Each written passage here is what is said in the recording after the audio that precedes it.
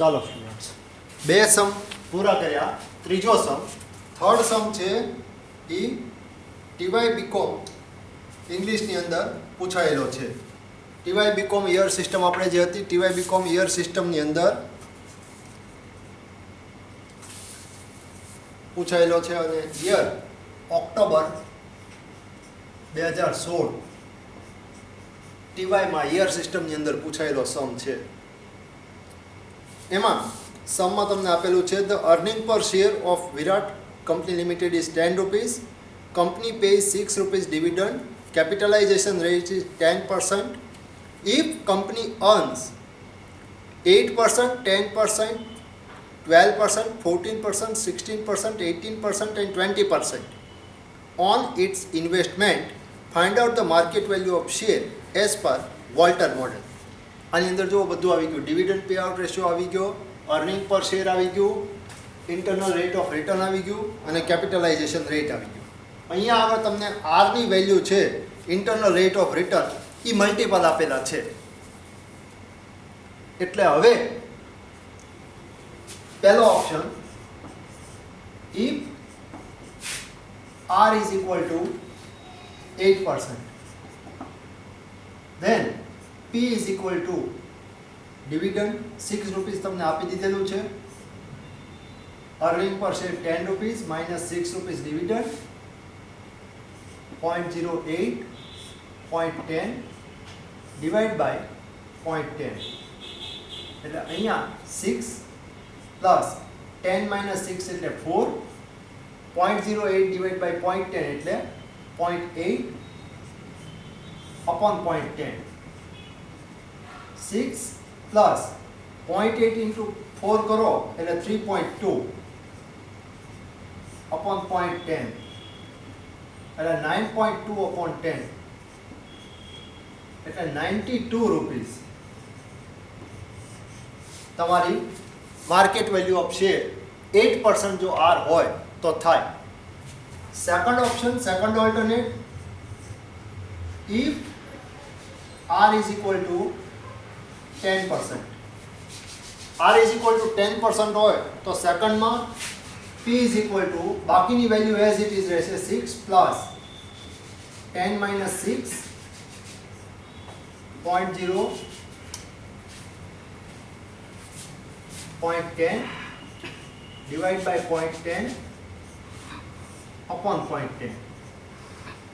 6 plus 10 minus 6 is equal to 4 અને 0.10 divided by 0.10 એટલે 1 અને 0.10.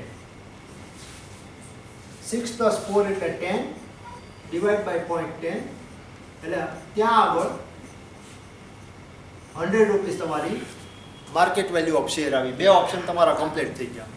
8% હતું ત્યારે 92 રૂપીસ, 10% તમારું થયું એટલે 100 રૂપીસ તમારી માર્કેટ વેલ્યુ ઓફ શેર થઈ. યુનિવર્સિટીનો જ સમ છે એટલે એ જ પેટર્નના સમ કરાવું છું, ધ્યાન રાખજો. 3 કે 4 ઓલ્ટરનેટ બદલેલા છે, બીજું કોઈ એની અંદર અઘરી વસ્તુ નથી.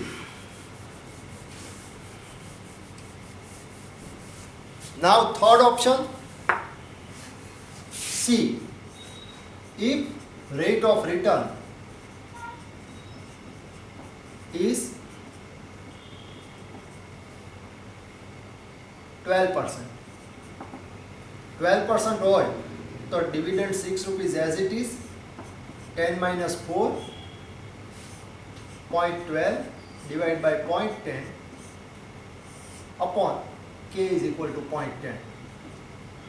6 plus 10 minus 4, 0.12 divided by 0.10 એટલે 1.2 upon 0.10 એટલે શું થાય? 4 into 1.2 કરો એટલે 4.8 upon 0.10 એટલે 10.8 upon 0.10 કરો એટલે 108 રૂપીસ થર્ડ ઓપ્શનની અંદર તમારી માર્કેટ વેલ્યુ ઓફ શેર આવે.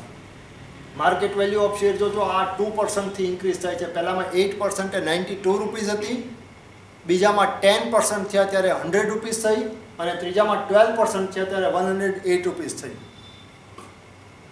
રેટ ઓફ રિટર્ન કે કેપિટલાઇઝેશનનો રેટ એક સરખા રેટથી ઇન્ક્રીઝ કે ડિક્રીઝ થશે એટલે અહીંયા આગળ એક સરખી અમાઉન્ટથી તમારું ઇન્ક્રીઝ કે ડિક્રીઝ થશે. એટલે આન્સર મેચ કરીને આન્સર તમારો સાચો છે ખોટો એ તમે ત્યાં વસ્તુ એક્ઝામમાં જ વેરીફાઈ કરી શકશો. ચોથો option, if rate of return is 14%.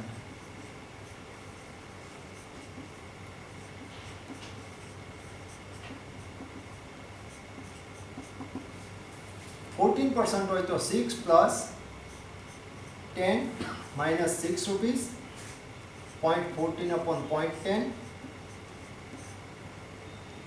divide by 0.10. 6 plus 4, 0.14 divided by 10 એટલે 1.4 divide by 0.10. 1.4 into 4 કરો એટલે 5.6 આવે તમારા. એટલે 11.6 upon 0.10 એટલે 116 રૂપીસ. ત્યાં આગળ અગેન 108 માં 8 રૂપીસ એડ કરીને 116 રૂપીસ છે એ તમારા ફોર્થ ઓપ્શનની અંદર આવ્યા. નાવ ફિફ્થ, 14 લીધા પછી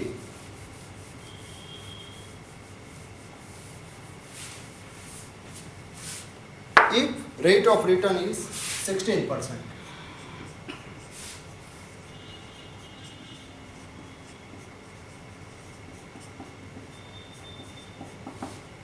Then 6 plus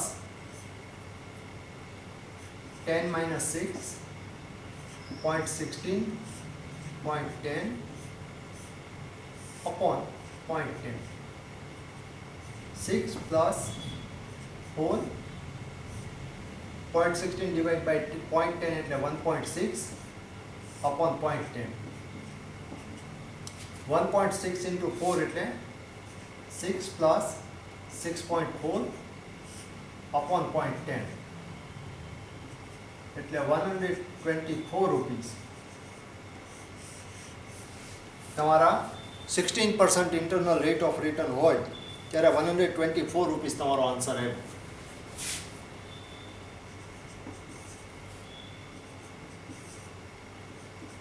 Next, if rate of return is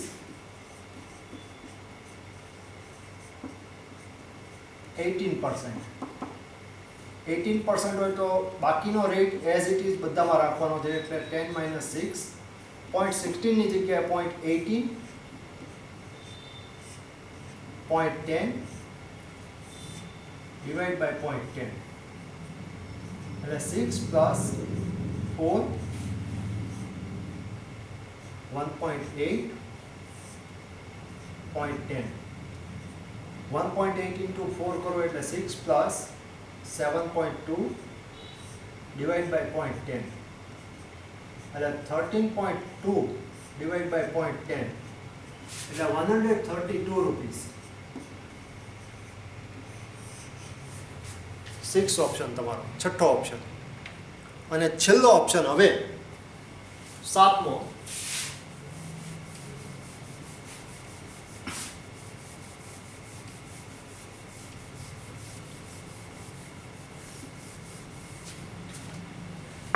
સાતમો option,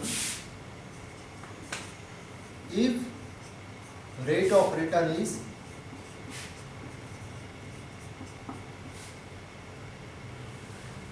20%. 20% rate of return A 6 rupees તમારું ડિવિડન્ડ. 10 minus 6 અહીંયા આગળ 0.20 upon 0.10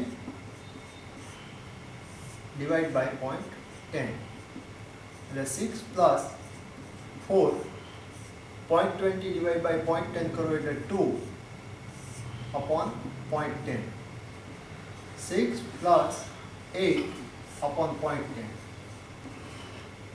14 divide by 0.10 એટલે 140 રૂપીસ. તમારો લાસ્ટ આન્સર આવશે. 7 અલગ અલગ ઇન્ટરનલ રેટ ઓફ રિટર્ન તમને આપેલા હતા અને માર્ક્સ જે છે એ 14 માર્ક્સનો સમ હતો. એટલે 14 માર્ક્સના સમની અંદર આવી રીતે અલગ અલગ રેટ, કાં તો ડિવિડન્ડનો રેટ અલગ હશે, આઈધર તો અર્નિંગ પર શેર તમારું ચેન્જ થશે, otherwise internal rate of return એટલે કે આર અથવા કે. 4 ઓપ્શન જે તમને આપેલા છે એ 4માંથી કોઈ પણ એક ઓપ્શન 6 થી 7 વખત આપીને 14 માર્ક્સના સમની અંદર આ મોડેલ છે એ એક્ઝામની અંદર પૂછાય છે. 3 દાખલા કમ્પ્લીટ કર્યા છે. હવે પછીના સમ છે યુનિવર્સિટીના એ નેક્સ્ટ લેક્ચરની અંદર આપણે મળશું ત્યારે જોશું.